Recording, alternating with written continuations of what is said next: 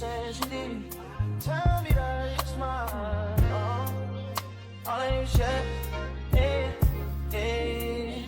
All I hear is yeah, yeah, yeah, she did. Welcome back to your favorite channel. Today I want to talk about being a survivor of sexual assault. I don't want to take too much of your time, but I want to share a few things. First things first, yes, it is very possible to be assaulted more than once, which has happened to me. Although it is very unfortunate, it is a part of a lot of survivors' reality. It has nothing to do with placing ourselves in the same situation. It is because it is very common and we are surrounded by people who think they're not predators and people who are in fact very much predators and they have not been caught and their behavior is protected more than we are. But I particularly want to bring up the last attack that I experienced. My last attack was horrific. I decided to do an event with a man I was well acquainted with for quite some time. We set up the event in Atlanta and I was very excited to do it. So I decided to ask a friend to come with me so we can make the event a success. And a success it was. I had a great time. And although I was nursing an injury from a previous performance, I asked this individual to help me. And this individual agreed. And in exchange with the agreement, I also agreed to help him in his business as a massage therapist. I was very familiar with massage therapy and I was very comfortable with having a man touch me. Because I had a massage therapist before, I did not see a problem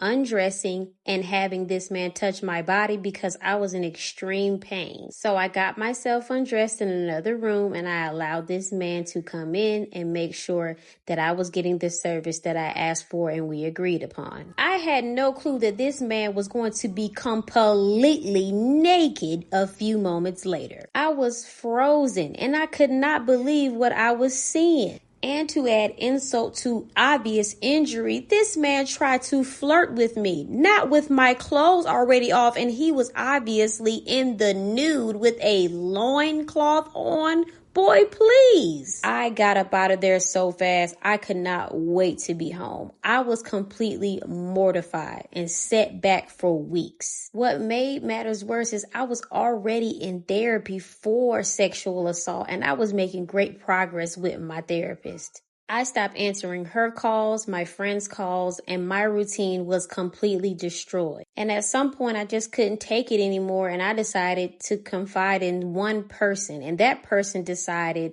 to blame me for what happened, which made me feel 1,000,000 times worse. And I don't think I ever got over that moment. And to make that moment even worse, this fool told me that I needed to write that man a letter to tell him that he did something wrong to me. And to be quite honest, I didn't feel comfortable doing that. For when someone harms you, you don't need to tell them that they harmed you. They already know that they made you comfortable.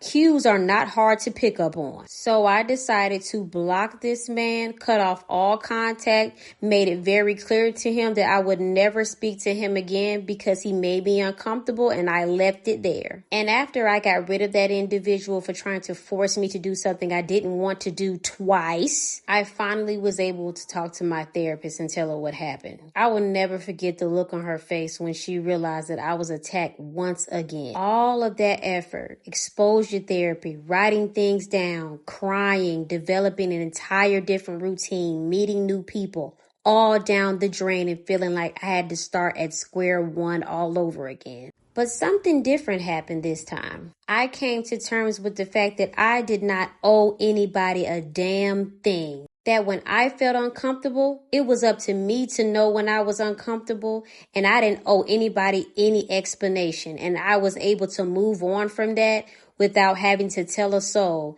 And I was able to heal in my own due time and continue with therapy. When I told my therapist that, she was so reassuring and kind to me, and we continued with my prescribed treatment. And believe you me, this is not something that happened overnight. It took years to get to that type of strength. As I said before, I have been attacked more than once by close acquaintances and family members. My experience is very unfortunate, but it is not isolated.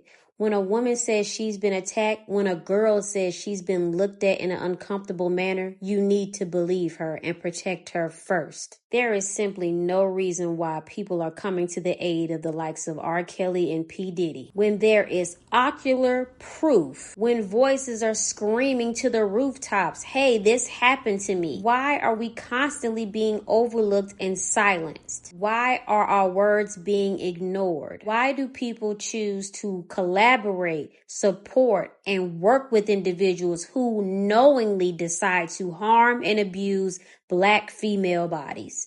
I have no clue. The Black female body is worthy of protection, affection, respect, love, and honor. I have always known that even in the midst of being harmed. And although I carry these scars, I never carry the shame. The shame does not belong to me. The shame belongs to the individuals that inflicted the pain upon my vessel. And I truly believe that's why I chose care. That's why I decided to put so much energy into pouring into myself and my validation. Because that's what assault does. It takes way more than the autonomy and the freedom that you have. It takes away the worthiness. It takes away that freedom.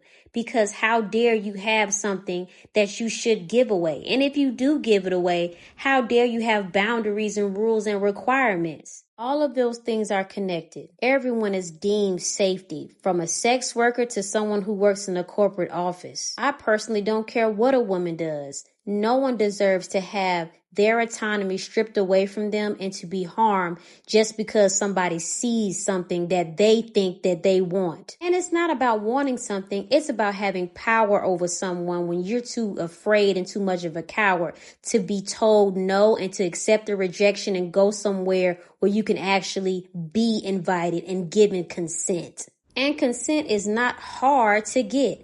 It's just the fact that power feels way too good to some of these monsters out here, and I'm not someone that gives it.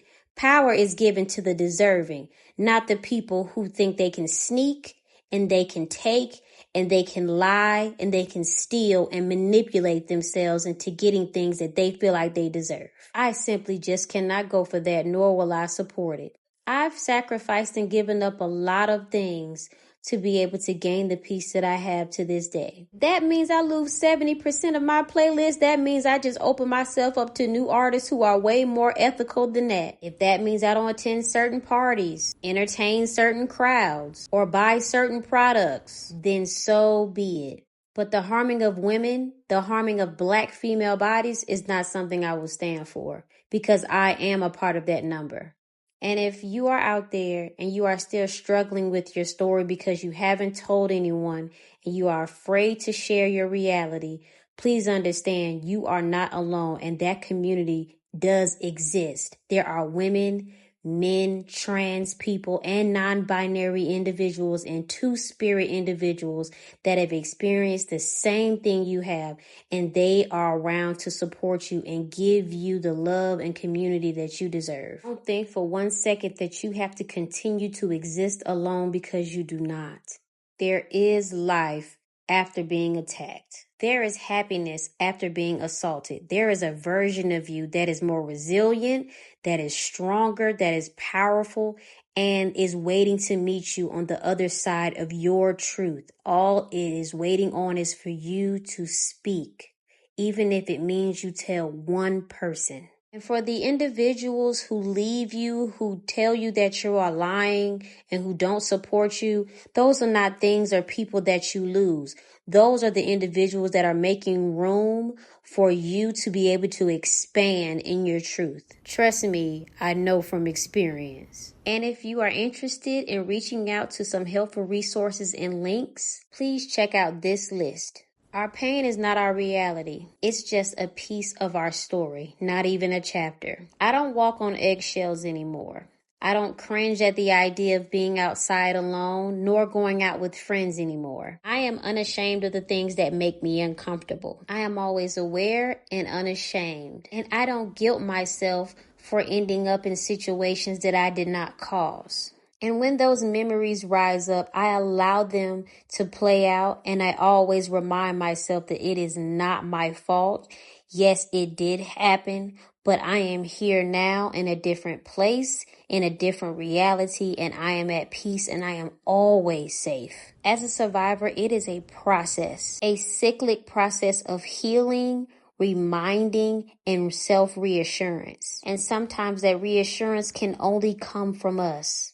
It's okay to be your own lifeline sometimes when you just don't feel like talking about the same thing over and over again. But make sure you do build that community, because believe you me, you do need it. So the next time you're feeling down on yourself, you're feeling like you need to give up, you feel like your entire world is crashing around you because the world is lifting up oppressors, understand you are still here and your voice still matters. And it's not over until it is over. So I need you here. Know that someone is on the other side of the world who may never know your name, never know the severity of your story, is supporting you. Know that that person knows you exist simply because they exist. And that's my story. I'm really thankful that you stayed for this whole video. I did say I wasn't going to take too much of your time. Thank you for watching. Bye.